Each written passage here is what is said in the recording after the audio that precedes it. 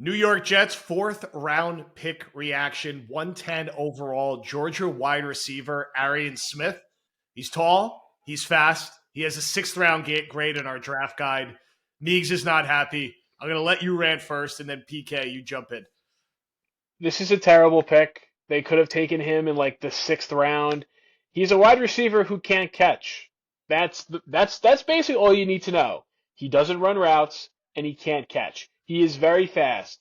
Georgia would tee up one play in like the first quarter, second quarter of him on an explosive. He would run by the guy, and 80% of the time it felt like he dropped it. You never ever believe when you see him deep down the field that he actually brings the ball in.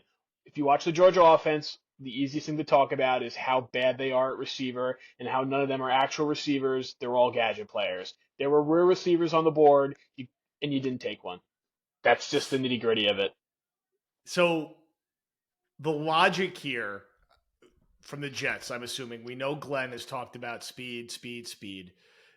I'm working under the assumption that, look, this guy has raw tools, raw measurables. He's going to help open up things underneath for us. He's going to be, a fourth to fifth receiver who, if we could coach up properly to add one to two things to his route tree and improve hand consistency, could be effectively nothing but a pure vertical threat. The comparison in the guide is Tyquan Thornton, not the most exciting name. What is his age right now? Is this still in the younger trend? I think No, Arian Smith has played there for a while. he was I at don't no, he think was at he's. Georgia for 5 years. He's not young. Okay. And Paul, what are your Mm, initial thoughts on the pick? Yeah, I mean, I guess part of me is colored by Meegs and some others here because I didn't evaluate him for the guide. I didn't watch a ton of Georgia this year, other than like the big nationally televised game. Well, they're all nationally televised, but like the big games that everybody was watching. This guy caught 20 passes in his Yeah. first 4 years in college. That's like Um, Stephen Hill energy. Like, yeah, just didn't catch a lot of passes, period. he had 48 receptions this past year and a couple touchdowns.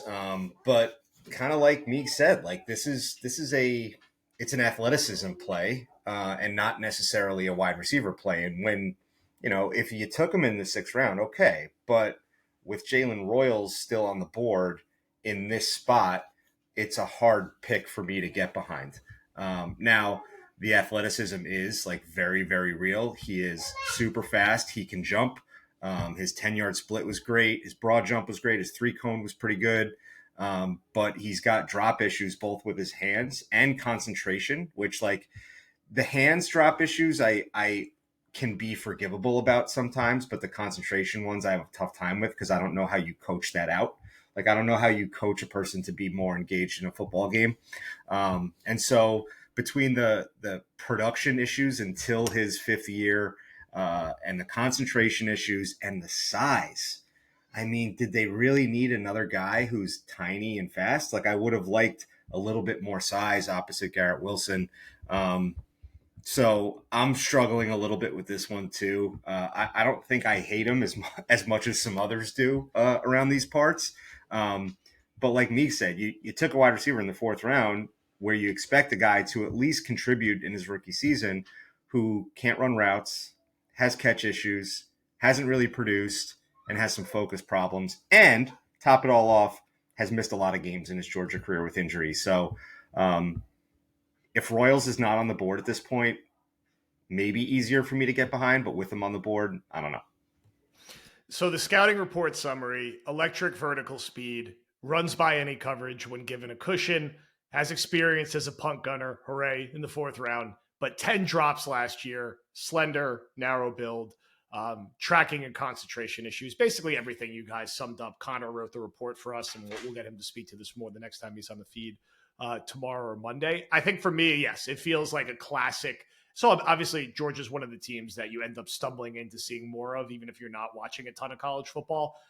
For me, it's you're just betting on traits, which I worry a little bit about for a slightly older prospect. I always worry about receivers who just haven't caught a lot of passes.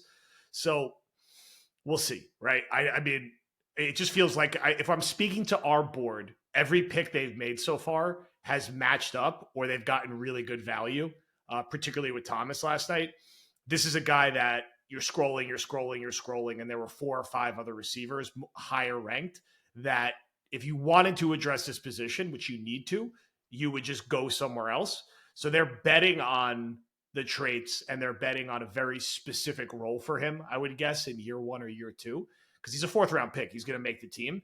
And then you hope after those first 2 years, can he run 3 routes instead of 1 route and be a complementary piece, and also, be a punt gunner, which I don't love talking about with our 4th round pick. So I think fair to be skeptical of this one. I don't think it's out of the norm for us to say this is a reach. I think most other places I've seen immediate reaction wise was like, yeah, this is probably more of a 5th or 6th round pick, not a high 4th round pick. So yeah, I'm not surprised they took receiver. I'm surprised with the player. Meegs, final words. Try to say one thing that's positive potentially. All right, I'm going to say something negative first, because just to basically tell you how big of a reach this is. If you look at Arif Hassan, who does the consensus big board, which does the total averages of everyone in media's like big board rankings, he was 257th. This is a 140 spot reach on a consensus big board, so a fairly big one. This is just an extension of the run game, would be my one positive way to spin it. Like the way you look at how Green Bay uses like Jaden Reed on, like, if you look at like the Malik Willis like Packers games when like they would just run the ball in like all cool ways, and besides basically doing anything they can to not throw the ball, Arian Smith is probably going to be pretty good at reverses. That's all I got. That's all I got.